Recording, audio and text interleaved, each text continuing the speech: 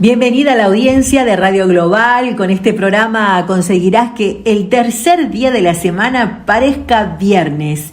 Hemos conseguido llegar a la mitad de la semana. Vamos a darlo todo en el tercer día de la semana. Entonces, tranquilo, ya es miércoles. Solo quedan 2.800 minutos más para este fin de semana. Y estamos desde la provincia de Catamarca, la República Argentina. Catamarca, hermosa por naturaleza, marca registrada desde el noroeste argentino. En este contexto, te voy a presentar a mi coequiper, a quien también forma parte de este Comunicadas. Y eso de tener una hija, ¿no les parece, audiencia, que es un regalo, un tesoro valioso al que uno va ayudando a crecer, a madurar en libertad, en felicidad?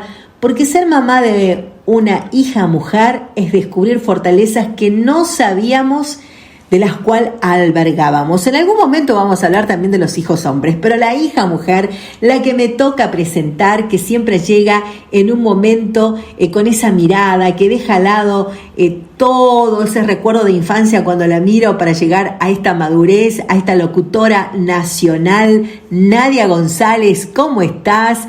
Bienvenida también a esta Radio Global en Comunicadas. Hola, ¿cómo estás? Bueno, feliz de ser parte de Comunicadas y esto expandiéndonos hacia el mundo, algo tan lindo. Así que buenas noches para Europa, buenas tardes para Argentina y como decimos, felices de estar este miércoles, una vez más, otro miércoles junto a ustedes. Y un saludo, ya que estamos hablando de Europa, un saludo al fútbol femenino español, fortalecido y empoderado. ¡Bravo! Felicitaciones, esto se refiere a la creciente influencia y el protagonismo de las mujeres en este deporte, así que vayan nuestras felicitaciones para allí. Esta evolución que permitió que las jugadoras rompan barreras, superen estos estereotipos que por allí tenían desde hace años y sean campeonas. Así que felicitaciones desde Argentina.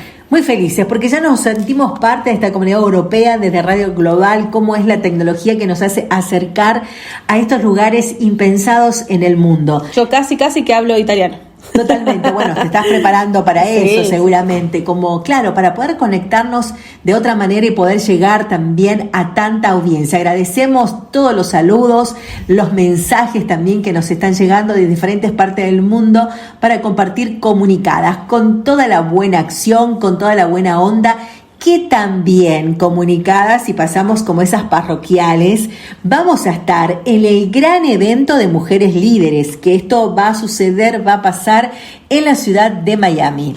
Así es, el 22 y 23 de septiembre, Miami, allí vamos, porque vamos a estar allí con, nosotras, con Sonia, y hablando de inteligencia artificial y oratoria consciente. Que dicho sea de paso, agradecemos también a quienes se van sumando a la máster de oratoria en lo que es lo que estamos dando, así que muchísimas gracias y bueno, es todo un mundo la oratoria. Totalmente, bueno, aquellas personas que dicen, no, yo las voy a consumir antes. ¿Y consumir antes qué significa? Que van a comprar nuestro curso de oratoria antes, para conocernos, para conectarse, pero por sobre todas las cosas para aprender. Y eso me gusta. Hoy el mundo de la oratoria es muy importante en cualquier lugar, por ejemplo, para negociar desde la propia casa, para ir persuadiendo al propio núcleo familiar es importante saber hablar y mucho más en lo que se hace a través de lo que uno puede llegar con el público. Y esta máster de oratoria es posible adquirirla a un precio increíble, por eso te dejamos también esa libertad de acción para que la pienses y ya vayas buscándonos a través de esta red tan importante que es Mujeres Líderes, que te lleva esa posibilidad a que nos conozcas antes por esta máster de oratoria. Y hablando de esto, de cómo nos fuimos formando también en este compromiso desde mujeres a buscar nuestro terreno económico. A través de nosotros, por ejemplo, nosotras desde la oratoria, Nadia, ¿no? Hay gente también que ve ese talento que tiene y lo hace desde otra manera. Pero lo importante es tener esa educación financiera, que vayas ya pensando en esa educación financiera. Así es, porque el dinero también, forma indudablemente parte de nuestras vidas y por eso desde muy temprano es importante saber gestionarlo para tener más seguridad, para lograr estos objetivos que nos vamos proponiendo y que cada vez es a más corta edad. Así que la educación financiera aporta justamente estos conocimientos que son súper necesarios para que las personas sepan manejarlo y tener una mejor calidad de vida en el presente, en el futuro, porque ahora también se ve esto mucho, ¿no? Desde muy jóvenes ya quieren tener más o menos como organizado cómo será su vida o acciones que van determinando al futuro. Así que también es posible invertir, alcanzar esta independencia financiera. Hasta ahí muy interesante la educación financiera, ya saben chicas, hay que tenerlo muy presente, chicos también. Y otra herramienta que podemos tomar desde cómo nos vamos educando financieramente es en la parte de la negociación. ¿Tendremos a alguien que nos sepa explicar todo este tema, Nadia? Y sí, y antes ver también el tema de la negociación. ¿Qué es, cómo te llevas vos para negociar? Ya sea algún permiso en el trabajo, algún tema con la familia, también para la parte económica. ¿Cómo te llevas vos con la negociación? Y sí, en la negociación yo pienso desde la parte económica muchas veces, cómo llego a un acuerdo también a darle valor a lo que hago, a no bajarme el precio, por ejemplo, en ese sentido. Y es lo que es de cara a cara muchas veces hasta en una conversación. Y sí, yo me llevo de algunos tips que el siguiente entrevistado nos va a tirar así precisamente para que lo compartamos con la audiencia. Él precisamente está en España. Y desde allí nos ha conseguido un momento muy especial para esta charla, para esta conversación. Es el licenciado Santiago Stamateas. ¿Qué tal, Sonia? ¿Cómo estás? Bien, un honor estar acá con vos. Bueno, muchísimas gracias. Muchas gracias por, como decía, este tiempo, en un tiempo sumamente importante, ¿no? A donde nos queremos informar cómo es esto el tema de negociar en estos tiempos de pandemia, donde a veces las cosas nos resultan más difícil. Queríamos ser, puente para que las chicas se enteren también de las herramientas que podemos tener en cuenta a la hora de realizar la negociación. Tal cual, mira, como decís vos, la negociación es un proceso muy importante y sobre todo en momentos cuando las cosas no son normales, cuando salimos de nuestra rutina, ¿no? De las cosas que teníamos planeado, ahí nos damos cuenta que tenemos que empezar a tomar decisiones diferentes. A mí me gusta decir que la negociación es un proceso de intercambio. El tema es que, para bien, muchas cosas en la vida muchos intercambios ya están pactados previamente. Por ejemplo, si vos vas al supermercado, vos no negociás los precios de los productos, ya están puestos. ¿Vos los aceptás o no los aceptás? Eso es para ayudarnos, porque si no la vida sería un caos. Pero hay muchas otras decisiones que tomamos todos los días, en todo momento, y que no están prepactadas. Y van desde decisiones pequeñas como decidir qué comemos hoy a la noche, a dónde vamos a... Bueno, mucho no podemos salir, no sé cómo está por ahí las habilitaciones para salir a comer, pero ¿qué hacemos el fin de semana? ¿A dónde nos vamos de vacaciones? En el trabajo. Hay un montón de decisiones que tomamos todos los días y, como te decía, cuando los planes empiezan a salirse de lo que nosotros teníamos en mente, es muy importante que estemos abiertos a negociar y abrirnos a este proceso de intercambio con las otras personas. Es muy importante, fundamental, ¿no? A tener en cuenta esto de lo que es negociación. Y también yo decía, a veces no pasa únicamente cuando uno va a realizar esta transacción económica, sino cómo negociamos también por allí con nuestro jefe, cómo negociamos en la vida misma.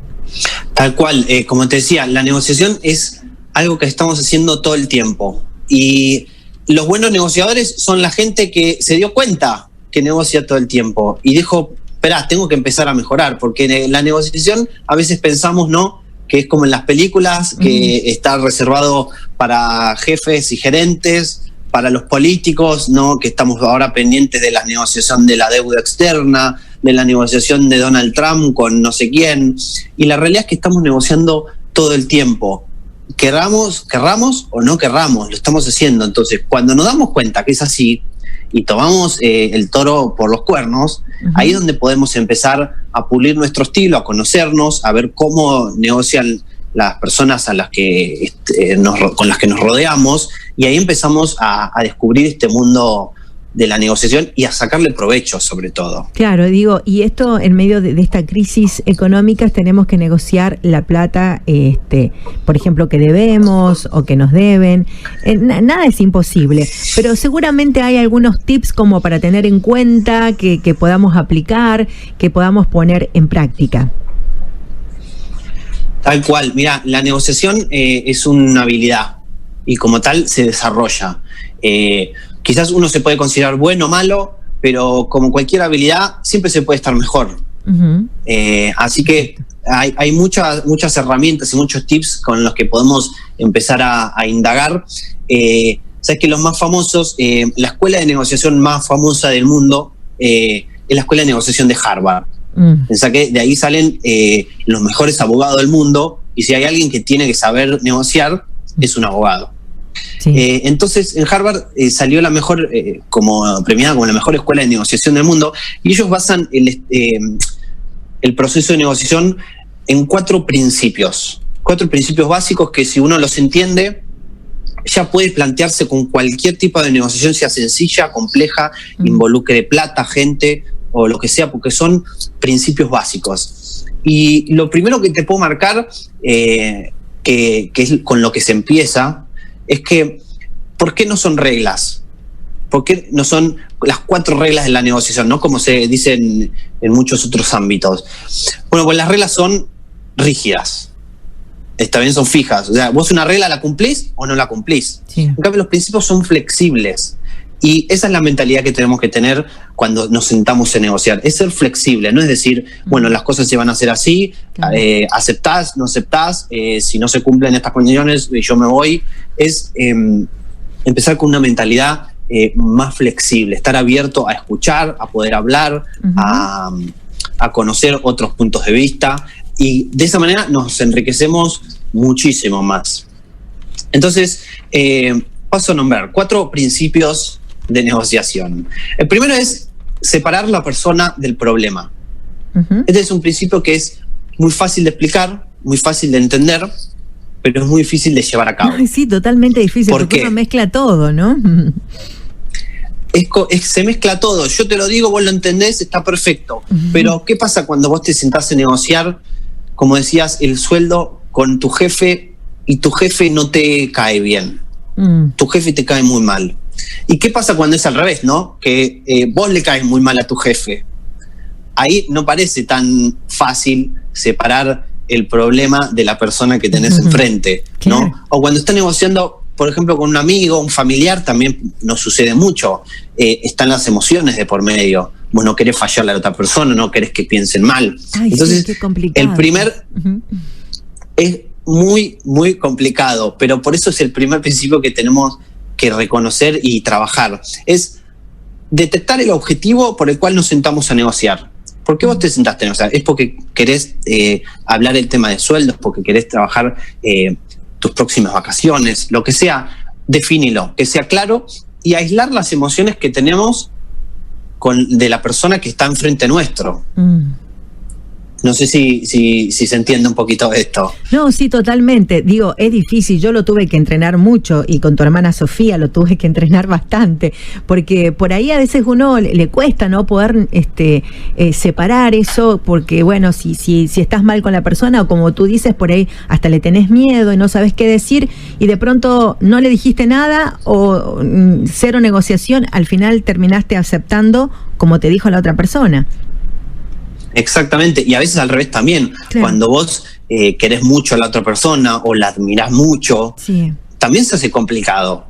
Entonces, por eso el primer principio que nos plantea Harvard para poder negociar un poco mejor es: separemos la persona del problema. Es fácil de decir, pero en la práctica, bueno, hay que desarrollarlo un poquito. Pero así empezamos. ¿Cuál es el segundo principio? no negociar posición, sino interés. No posición, sino interés. Y esto siempre se habla con un ejemplo que es muy famoso, que es una historia, te la voy a contar. Llega la hora de la cena y la madre de 3 hijos dice, bueno, chicos, ¿qué quieren?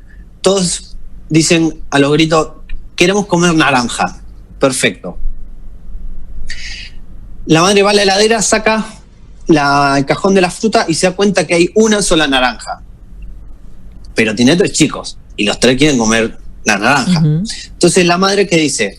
Los 3 quieren naranja, qué mejor, sabiduría salomónica, corto la naranja en 3 pedazos y todos tienen el pedazo igual. Sí. Es una decisión, una negociación justa, ¿sí o no? Es perfecto. Verdad. ¿Qué pasa? Cuando la madre termina de cortarle a cada uno los pedazos de la naranja, se da cuenta que uno había tirado la cáscara porque quería comerse el relleno de la naranja. Pero después está viendo al otro que tira el relleno porque quería usar la cáscara para hacer un postre. Y después termina viendo al tercero que tira la cáscara y el relleno porque quería las semillas para plantar un árbol. Y ahí nos damos cuenta que no fue una decisión tan sabia. Porque ¿qué es lo que pasó acá? Los chicos negociaban, pedían una posición. La posición era, quiero mi naranja. Y las posiciones, como te decía antes de las reglas, se cumplen o no se cumplen. Y esto es peligroso, porque podés salir perdiendo muy fácilmente.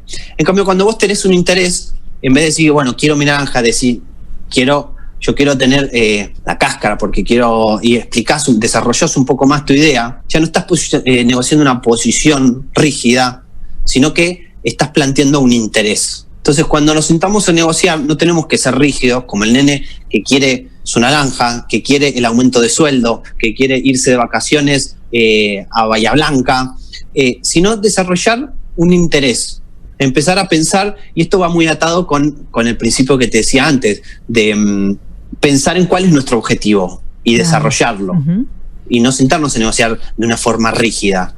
Desarrollar nuestra meta, lo que queremos alcanzar, pensando en nuestro interés.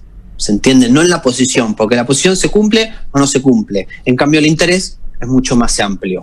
El tercer principio que podemos aprender de Harvard es desarrollar las condiciones que una solución debe cumplir. ¿Qué significa? ¿Cuál es la idea que vos tenés para negociar? Ya aprendimos que no tenemos que negociar una posición, no tenemos que ser rígidos y decir yo quiero esto y listo, porque eso no es una negociación, es un tire y afloje, es ver quién tiene más fuerza, y esto pasa muy seguido. Sí. Pero para negociar un poco mejor, empezamos a desarrollar condiciones de lo que queremos alcanzar. Por ejemplo, quiero irme de vacaciones a Santa Cruz. Si yo me siento a negociar de esta manera, esta es mi posición, yo quiero irme a Santa Cruz, la respuesta va a ser sí o no, y es muy difícil negociar de esa manera. Pero ahora yo empiezo a pensar en el interés que yo tengo y desarrollo algunas condiciones. Bueno, espera, ¿por qué ir a Santa Cruz? ¿Porque no conozco la provincia? Porque entonces hay un montón de otras provincias que no conozco. ¿Porque tengo algún amigo allá que quiero ir a conocer? ¿Porque me dijeron que es muy linda? Entonces empiezo a desarrollar algunas condiciones, ¿no? Pasa mucho, nosotros usamos el ejemplo con la salida del viernes a la noche. ¿A dónde vamos a comer? Quiero ir a comer sushi. Ok, ¿por qué quieres ir a comer sushi? ¿Porque te gusta el sushi? ¿Porque te encanta? ¿O porque nunca lo probaste? ¿O porque cobraste plata y vos sabés que el sushi, bueno, es un gusto caro que te puedes dar ahora, aprovechar? Entonces, cuando desarrollás esas condiciones, empezás a ver que negociar se va haciendo mucho más sencillo, porque ya no es la negociación como el nene, quiero mi naranja, ¿no? Sino que tenés un montón de ideas que podés ir aceptando, cediendo, escuchando otras opiniones, ¿no? ¿Voy siendo claro con esto? Totalmente. Sí, me imaginaba que a veces uno, cuando negocia, no tenés en cuenta todo esto, y como bien tú lo dices, como el nene de la naranja, y qué sé yo, al modo Sonia queremos negociar y no hay otra, y no escuchamos, a lo mejor en la oferta del otro lado está más interesante. Tal cual. Por eso, como te decía al comienzo, estamos negociando todo el tiempo. El tema es que tenemos que darnos cuenta y agarrar al toro por el cuerno y desarrollar esta habilidad que la estamos utilizando, querramos o no. Y para terminar con estos principios que te estaba contando, atado al anterior, el cuarto principio es tener opciones. ¿Por qué es tan importante tener opciones? A la gente le gusta elegir, ¿sí o no?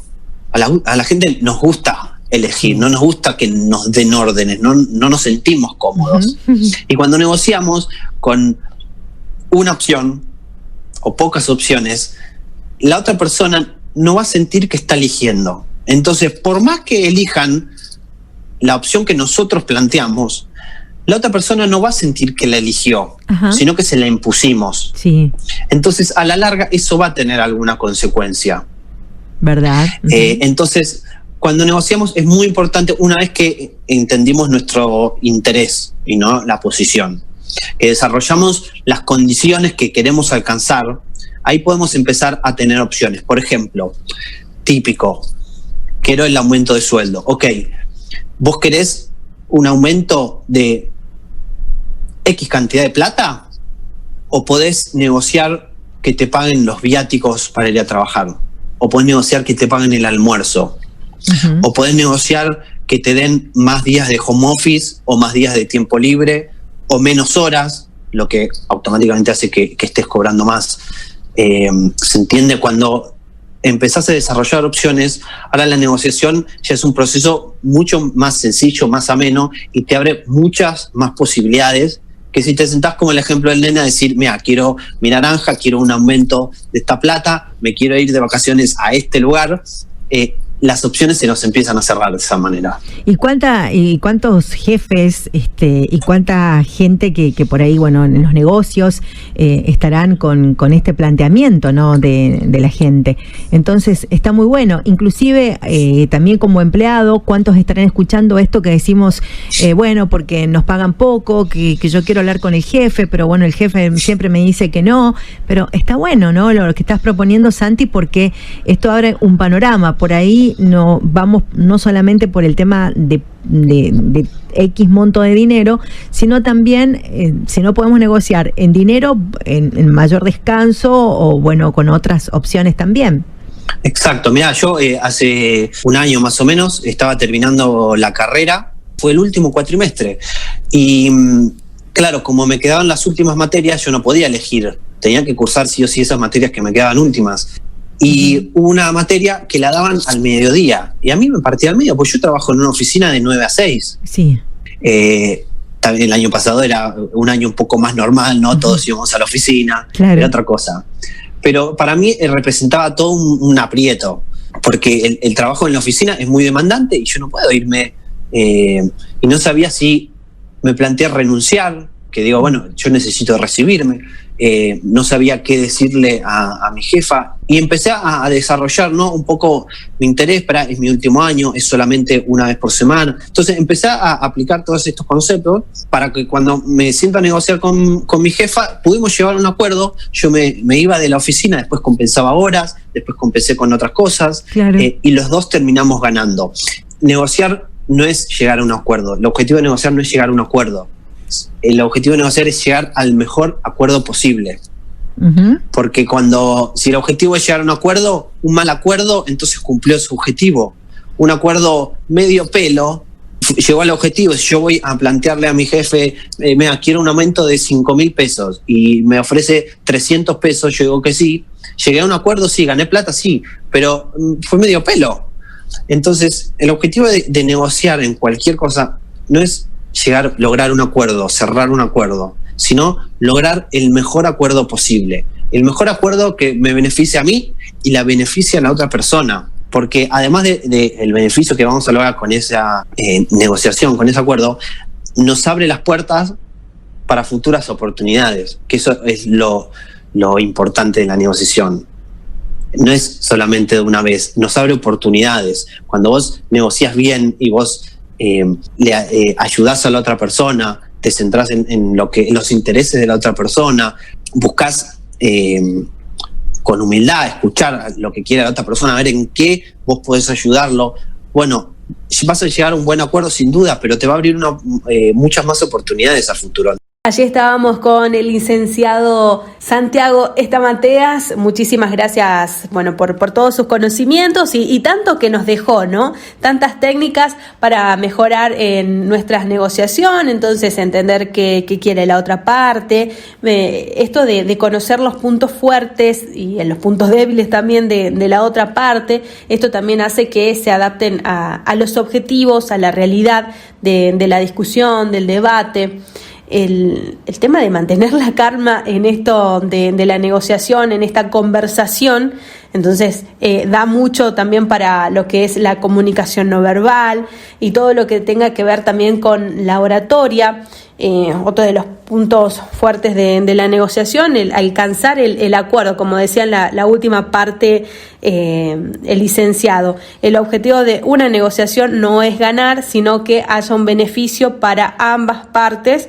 Nadie quiere perder, por supuesto, y nos da otra óptica también de esta negociación, porque a veces que queremos ganar y es un ganar sí o sí. Bueno, tiene que ser también para las dos partes y ese va a ser la mejor negociación. Y bueno, por supuesto, buscar un final satisfactorio para todos.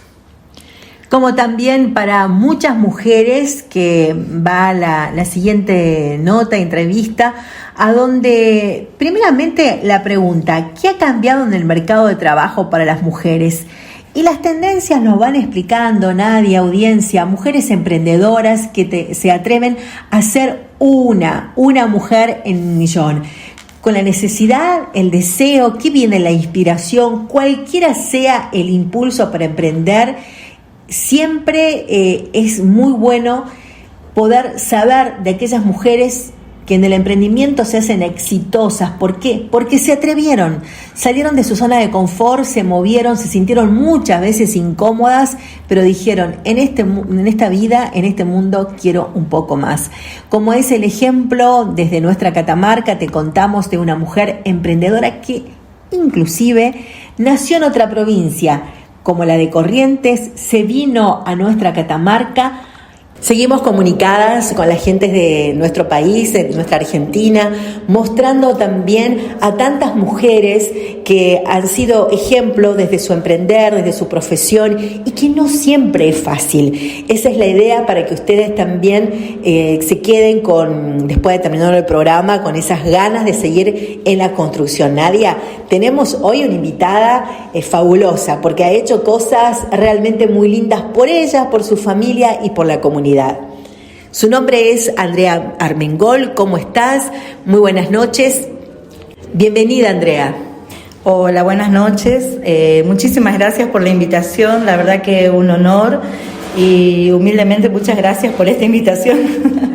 Bueno, nos pareció tan linda tu historia poder contar, porque, bueno, uno puede hablar hoy desde el camino al resultado, pero el proceso siempre es importante. Y esa construcción, primeramente, que se hace uno como mujer, y después todo lo que conlleva también en este mundo poder liderar desde una empresa, y que sumado, en este caso, suma la empresa y tu profesión. Pero hay una historia detrás. ¿Cómo es la historia de Andrea? Y bueno, yo yo soy correntina, de una provincia acá, y llegué a Catamarca con hijos chicos, con un esposo, y luego en el transcurso de ese tiempo, trabajando como repositora externa de la firma Kraft. Fui pensando en un futuro con hijos chicos, así que los llevaba a mis hijos a la escuela, trabajaba como repositora, y después a las 7 de la tarde me gustaba mucho la psicopedagogía, todo lo que tenía que ver con la psicología, entonces cargaba a mis hijos en el colectivo y me los llevaba al instituto donde estudiaban. Eran épocas de frío, de calor, pero siempre mis hijos me acompañaron. Muchas veces los días de frío llevaba una colchita y los envolvía en una escalera, y bueno, rendía con ellos, y así transcurrió hasta que me recibí. Luego, cuando me recibí, comencé a pensar en un proyecto de trabajar con mucho miedo. Abrí mi consultorio con ayuda de muchísimas personas, porque mi posición económica era muy lábil, muy débil. Entonces, con ayuda de familiares y una contadora, María Clara, que en su momento le dije, no puedo pagarte para que me hagas las habilitaciones, y ella me dijo, no, yo te hago todo el trabajo y cuando vos comiences a facturar la primer plata que a vos te entres, yo te voy a pasar el presupuesto y me lo vas a pagar.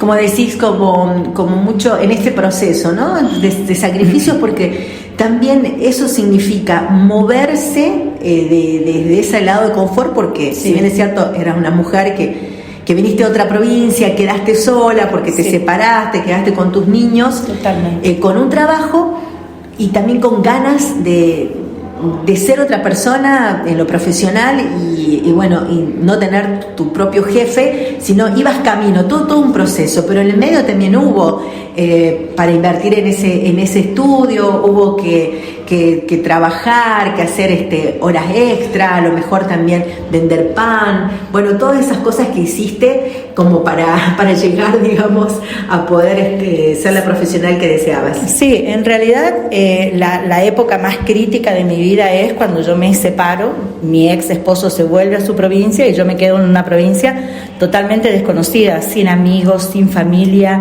solamente 2 hijos, un hijo de 16 y una hija de 12. Y justamente en esa época arranco mi licenciatura, que yo iba queriendo escalar, queriendo cargar contenido a mi historia, digamos. Y en ese momento yo pienso en dejar la licenciatura. Mis hijos iban a la industrial, una escuela que era carísima, es cara acá en Catamarca. Si bien es una escuela pública, ser maestro mayor de obra implica mucho insumo. Y en ese momento no había, yo me había quedado sola y sin trabajo.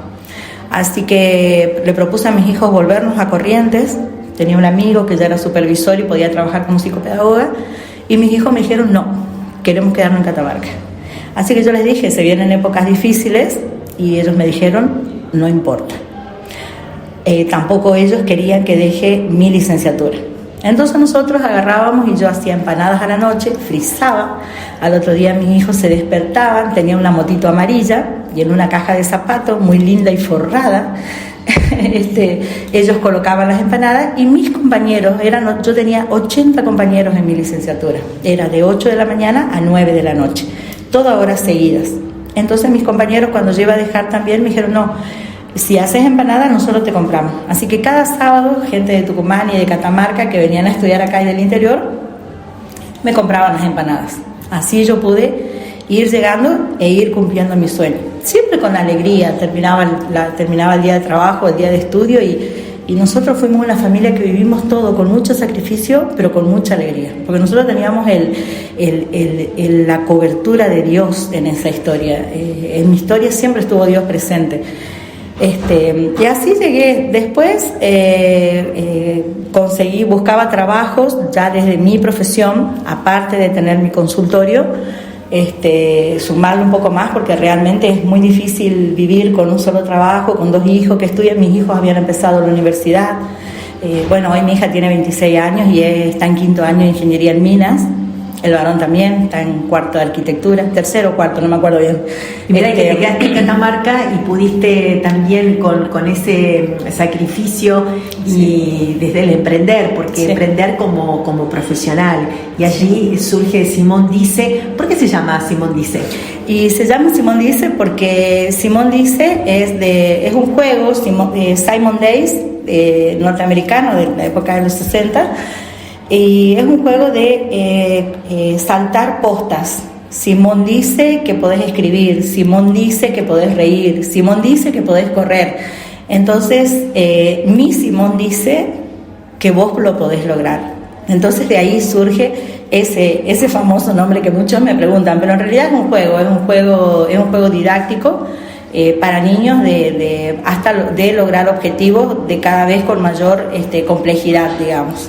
Si podés hacer una A, podés escribir tu nombre, y después podés escribir un texto, y después podés contar un cuento. Entonces, ese es el nombre significativo de Simón.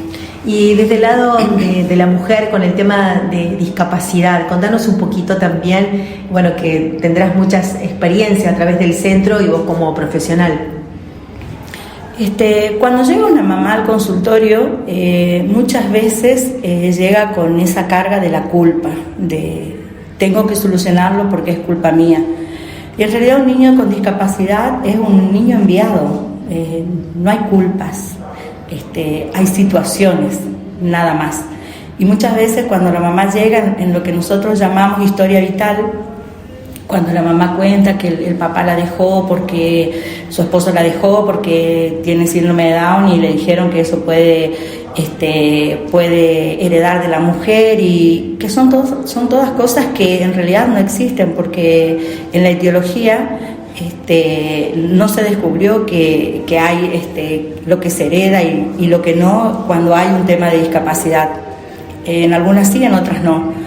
Pero tampoco son culpas, porque uno tiene que sacarse esa culpa para poder hacer un buen trabajo con el hijo. Porque cuando estamos sintiéndonos culpables, hacemos cosas que sobreprotegemos de más, cuidamos de más, presionamos de más. Entonces, cuando nos sacamos esa culpa, podemos darle a nuestros hijos, a ese niño que tiene ese síndrome o que lo convierte en diferente, porque en realidad todos somos diferentes. Todos tenemos alguna discapacidad, algunas se ven, otras no. En este caso se ven, hay una etiqueta, hay un encuadre, hay un diagnóstico. Lo mismo que el diagnóstico de dolor de estómago, dolor de cabeza. Acá hay un diagnóstico que permanece en el tiempo, en el proceso de toda su vida. Entonces cuando la mamá aprende a aceptar eso, es cuando hay un buen tratamiento y hay un proceso de éxito en la historia de ese niño. Y sí, se trabaja con madres que llegan con culpa, o con padres, o se separan. Muchas veces no pueden sostener la historia de ese pedacito de vida que está a tu lado, y el hombre decide irse, llámese por negación, porque sí, porque no, por distintas historias que afectan a sus emociones y a su mundo interno. Y generalmente la que se queda con ese niño es la madre la que tiene que trabajar y además ir a las terapias, porque no es solamente que se van a la psicopedagoga, tienen fonoaudióloga, nutricionista, psicólogo, kinesiólogo, depende de la integral. Un tratamiento integral, que bueno, Simón dice cubre esa parte también, así que está diseñado para eso. Bueno, y también como recién hablabas el tema de las madres, y cuando las madres pasan con este tema de sus hijos sin discapacidad, o cuando la mujer también queda sola.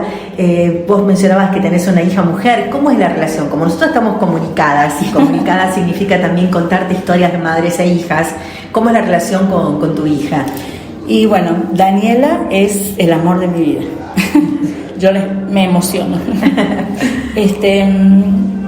Bueno, fue tremendamente deseada. Yo quería tener mi nena. Después, el hecho de trabajar tantas horas hizo que en mucho tiempo la deje sola. Muchas horas de su vida ella permanecía en la casa y yo permanecía en la calle. Eso llegó la adolescencia, que es tan difícil, y que todos fuimos adolescentes.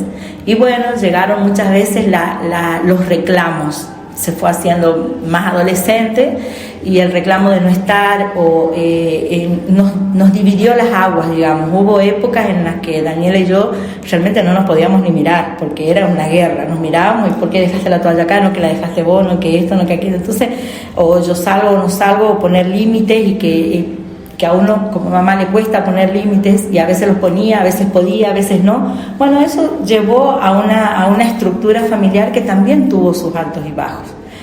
Llegó un momento de hace unos años atrás, que después de una discusión que tuvimos, que entendimos que nosotras nos amábamos mucho, pero necesitábamos ayuda. Así que decidimos ir a un psicólogo. Nos fuimos, cada una eligió un psicólogo. También nos fuimos a un psiquiatra, buscamos un equipo terapéutico y dijimos, a ver, paremos, porque esta casa es un caos, no nos podemos mirar, no nos podemos hablar. Yo entraba a mi habitación, ella entraba a la suya. Bueno, ¿para qué mentir? Es la realidad. Y después de unos años, ya creo que llevamos 2 años de terapia cada una, nosotros nos podemos sentar a tejer, nos podemos sentar a mosaiquear, podemos agarrar el auto e irnos, que nos gusta ir al supermercado, a ella le encanta ir a Changomás, le encanta, así que es un placer decir, vamos más a Changomás, y yo a veces la miro, voy manejando y la miro y digo, wow, cuento esto porque no debe ser una historia solamente mía. Creo que muchas madres llega un momento en que vos pensás, Dios, esto traje al mundo, porque es tan crítica la situación a veces. Y no, es lo que hicimos también como madre y que tampoco pudimos elegir. Cuando mi hija me decía, vos me dejaste sola, yo me sentía culpable, porque efectivamente la había dejado sola. Pero también hubo una psicóloga que me dijo, no tenías otra opción. Sacate esa culpa, porque tenías que salir a trabajar, porque alguien le tenía que dar de comer, alguien tenía que pagar la luz, alguien le tenía que dar ropa, alguien tenía que comprarle un papel para sus planos. Entonces, cuando uno aprende a entender que lo que siente la hija es real y lo que me pasó a mí también es real, es cuando las partes se acomodan. Es cuando uno empieza a ver, pucha, el otro tiene razón porque se estaba sintiendo solo, y no decir, claro, no ves lo que yo hice, que tenía que salir. Y la otra persona con su tratamiento también empieza a ver, bueno, es lo que mamá podía hacer, no había otra opción, ¿entendés? Entonces voy a compartir, qué sé yo, no sé, a veces estamos acostadas las dos en la cama, yo estoy acostada cansada y ella va y se me tira y lleva a su perro, nuestro Freud, que es un canichito, nos acostamos a ver, no sé, hay una firma que es Las Estancias, que a ella le gusta esa ropa, y me dice, mira esto, podés comprarte, esto te va a quedar lindo, y compartir ese tiempo, y uno detenerse y mirar y decir, qué bueno este final. Bueno, un final muy lindo también, que le ponemos final a estas comunicadas, porque es lindo conocer también qué hay detrás de las personas, de las mujeres, y no sabemos cómo podemos impactar a nivel mundial con estas historias que pueden ser a lo mejor quienes nos están escuchando a través de Radio Global, su propia historia. Muchísimas gracias, Andrea. Muchísimas gracias, mil gracias. La verdad que a veces uno no recuerda estas cosas porque vive cotidianamente, y esta entrevista es como detenerse a ver sin querer lo que uno logró. Así contábamos esta historia con nuestra querida amiga, la licenciada Andrea Armengol. Bueno, las informaciones de las mujeres en el mundo. ¿Sabés que una década para saldar las deudas con las mujeres rurales de América Latina? En la región hay 58 millones de mujeres campesinas, solo el 30% de ellas tienen tierra a su nombre. Qué dato esto. La OEA plantea 10 años de trabajo interseccional para cerrar esta brecha y ofrece entonces esta posibilidad. Hay pocos cargos comunitarios que no están ocupados casualmente por las mujeres.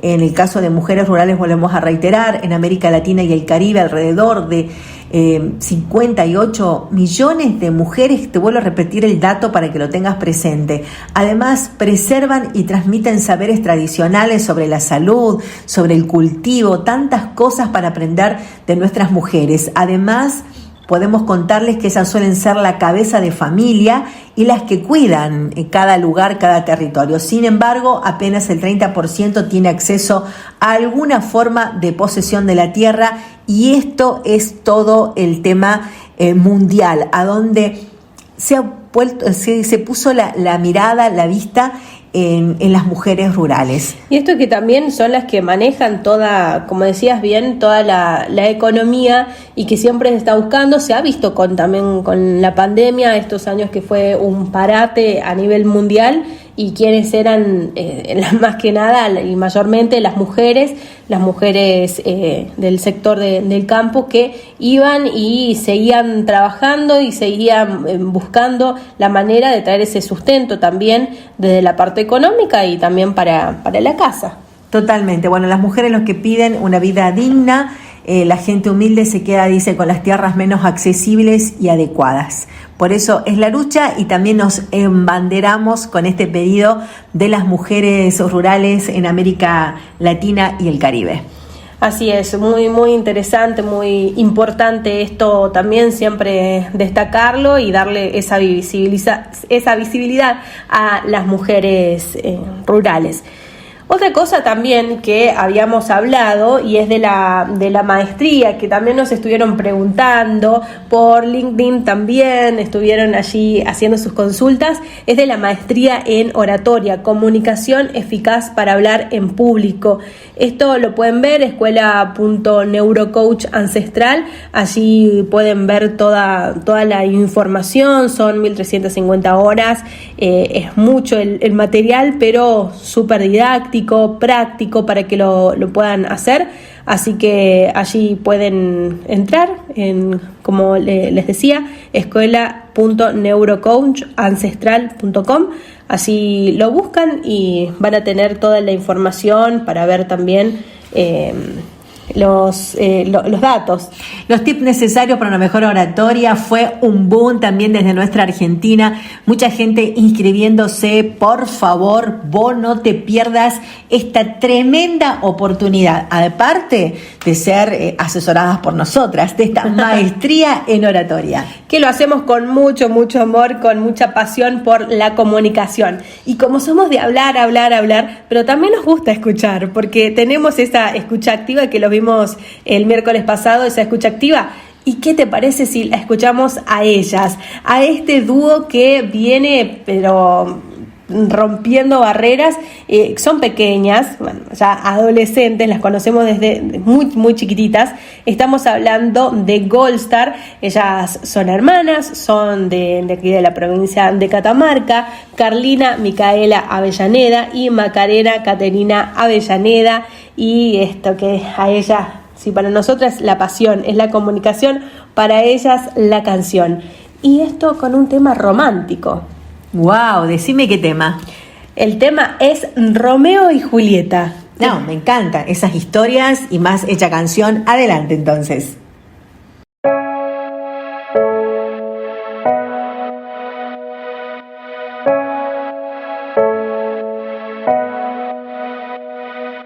Nadie tiene el amor como una meta. Nadie sabe de Romeo y Julieta. Es que ahora todos son como velitas y se reconocen con tantas caretas. Temen tanto al dolor que ya nadie tiene el valor de rezar por amor.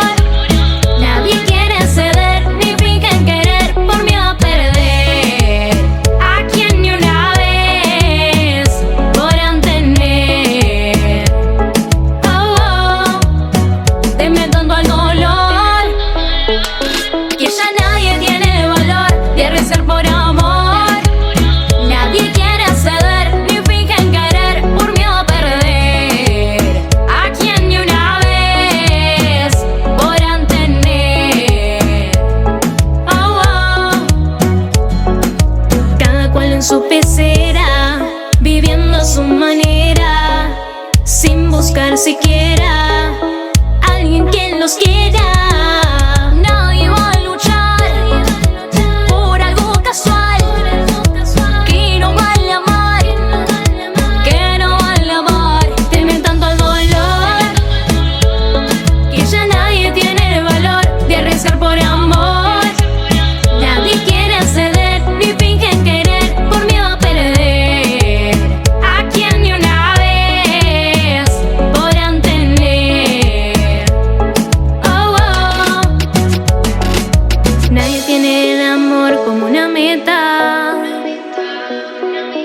Nadie sabe de Romeo y Julieta. Es que ahora todos son como velitas y se reconocen con tantas caretas. Temen tanto al dolor que ya nadie tiene el valor de rezar por amor. Nadie quiere ceder ni fingen querer por miedo a perder a quien ni una vez podrán tener. Oh, oh. Temen tanto al dolor, oh, que ya nadie tiene el valor de rezar por amor. Nadie quiere ceder ni fingen querer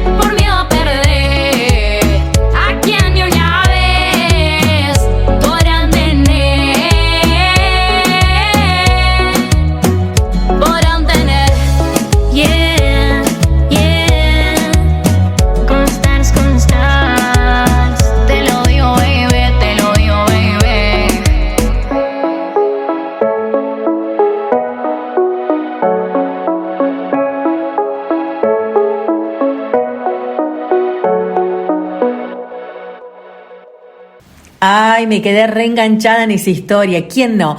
Romeo y Julieta es una de las obras más conocidas del escritor inglés William Shakespeare. Esta tragedia escrita en el siglo XVI cuenta la historia de dos jóvenes amantes cuyas familias están enemistadas, los Montescos y los Capuleto. Te puede pasar en tu historia, ¿verdad?, de amor. La obra de Shakespeare, que ha sido objeto de diversas interpretaciones a lo largo de los años, pero en su esencia Romeo y Julieta nos hablan del amor, de lo apasionado, de las barreras sociales y familiares que impiden la realización de este amor que muchas veces pasa, ¿no? Y decimos, che, parece Romeo y Julieta, ¿no? Nuestra historia familiar, nuestra historia de amor. Bueno, recién la recreábamos con la música de las Gold Star. Qué lindo, y las pueden seguir también a través de las redes sociales, buscan Gold Star, que nos podemos ir todas a Europa, ¿te parece? Totalmente, las llevamos a ellas, ¿nos vamos? Sí, nos vamos. Ya tenemos como fecha medio precisas para ir. ¿Maletas hechas? El próximo año. El próximo año, sí, pero sí, bueno. Sí. Antes Miami, ya se viene también en lo próximo, y como nosotras vamos como así, como adelantadas, y vamos pensando y haciendo, porque no es solamente pensar, sino hacer, no es el deseo solo, sino la acción. Vamos a estar, y podemos hacer en vivo un programa, ¿te parece?, de Comunicadas. Totalmente, en vivo ahí en Radio Global, en directo. En vivo y en directo vamos a estar ya para el próximo 2024. Antes nos podrán ver en Miami este próximo mes de septiembre, pero lo que sí es cierto, que ya llegamos al final. Llegamos al final. Antes, ¿cómo te pueden encontrar por redes sociales? sonialuna.ok. Muy bien. A mí como Nadia González, Z, y allí nos van a encontrar. Mujeres en Radio también. ¿Nos buscan? Seguro que nos van a encontrar. Si nos buscan, nos van a encontrar. Nosotras nos debemos a ustedes, así que 24/7 para nuestra querida audiencia. Será entonces hasta el próximo miércoles en Comunicadas.